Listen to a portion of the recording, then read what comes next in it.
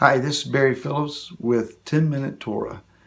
We're on segment 4 of Torah portion Chayei, and let's talk a little bit more about the betrothal between Rivkah and Yitzhak, or you may understand them better as Isaac and Rebekah. And among the gifts that the servant of Abraham brings is included a nose ring weighing a half shekel. When we see the terminology half shekel, in the Torah there are several references to a particular gift or a particular offering of a half shekel. Let's go to the book of Shemot, or Exodus, chapter number 30. And there we're going to read in verse number 12, that when you take the census of the children of Israel to register them, then each one shall give an atonement for his life to Yahweh when you register them, so that there be no plague among them when you register them. Verse 13, everyone among those who are registered is to give this, half a shekel, according to the shekel of the set-apart place, 20 gerahs being a shekel. The half shekel is the contribution to Yahweh. So when we read then about this half shekel, there, by any reasonable understanding of comparison here, there's a connection. Rivkah is given a half shekel for a particular reason, this nose ring of gold. As it connects then to the shekel or half shekel that each man is to give as a redemption price of his life in being counted. Let's understand that the whole shekel is 20 gerahs. A half shekel then would be 10 gerahs. But it's not described in the redemption price as each man is to give a 10 gerah half shekel, but rather half shekel, and by the way, a whole shekel is 20. Sounds confusing, but let's break this down. Among those things that are significant being 10, our sages say that all of the Torah is contained in the 10 words of the 10 commandments. That who Yah is to us can be understood and the 10 divine attributes that is seen in the Sephirot tree. If you're not familiar with that terminology, that's for a later understanding and teaching, but just understand that there is a rabbinical understanding that Yah has 10 divine attributes. They also teach then that when man has been created, that there are 10 powers that are contained within man. That the world was created, that everything that is was created with 10 utterances. But when we talk about this, the Torah says to give half of a 20 gerah shekel. It avoids mentioning the idea of 10, but rather says half of 20. Still the same, is it not? Yes, but then maybe not. What's been offered here is an understanding about marital relationship. In an essence of marriage, one like picture, and it's been commonly taught, you have two individuals and they come together and they make one. Marriage is 50-50, has been often said, and we always have corrected that. No, it's 100-100.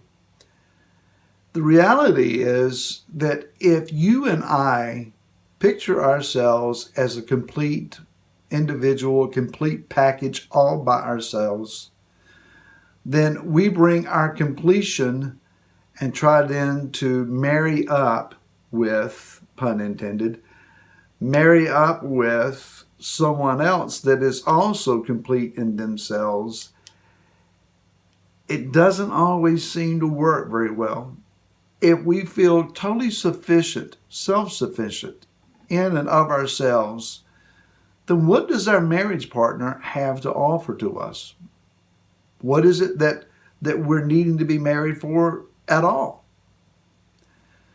So the better understanding is the whole is 20 gerahs.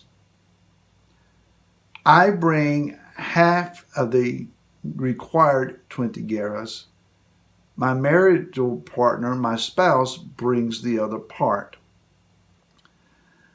A Kabbalistic or sod level way of understanding this is pretty interesting, as I've read. And that is that at our creation, at the beginning of our lives, even in an embryonic state, half of me, half of my soul is granted. My future spouse is given the other half. Yes, I guess that's where we get the idea of a soulmate. But there is one soul that is given divinely between the two marital partners. And that soul cannot find its fullness and its completion until the two half shekels come together and make the whole. So it's an understanding that everything that I lack, my wife should supply, and vice versa. That there is total incompletion without one another. I can tell you from experience, it's a little unsettling the first time you realize that it's not just being together that has built your relationship, but your minds start working together. Even more so than your minds, your spirits start working together. I will be thinking of a song in my head, not humming, just have a song playing in my head. What's really uncanny is then my wife will start singing that same song. And what's even more uncanny is she'll start singing it at the place that it's playing in my mind. That's very unsettling. But then you begin to realize the two have become one. It's more than just a physical relationship. It's more than just something described and written down on a piece of paper. There is a spiritual reality to where the two are becoming one in the spirit. So we have to understand then that conscious thoughts, feelings, our physical lives, all that begins to marry together. So it's more than just the union of two individuals. It's the coming together of two halved souls, that they then become a fusion of two lives, intrinsically becoming one. So we don't experience that by coming into this relationship saying, I bring my 10, but rather I bring my half of the whole. Giving my all to the marriage. Absolutely, marriage is what you make it. It's what you put into it. Now, there's a little more about this, and that is that the half shekel that we reference in Shemot chapter 30, it is specifically given for the building of the Mishkan, for the tabernacle. So when a husband and a wife bring their half shekel into the marriage, creating the whole, they're contributing to a spiritual tabernacle for their marriage to dwell in. But it's even more so, remember that the tabernacle is the abode. It is the house of the Most High. And it contains a marriage chamber, the most set-apart place, the Kadosh Kedoshim, the Holy of Holies. It is a very private chamber that is created only for the bride and the bridegroom. We can build a house out of brick, mortar, and wood, live in it, dwell in it together, and be very, very happy. But when a man and his wife build a spiritual home together, they can dwell together as the bride of Messiah, with Messiah in his most private chamber. And my friend, there is nothing else that can possibly compare. So bring your best. Vayikra, Leviticus 3:16 says that the fat belongs to Yah. The choice belongs to him. That which is best, give him your best. And let him give you your best give you his best, in return. We'll talk more about this tomorrow. Shalom.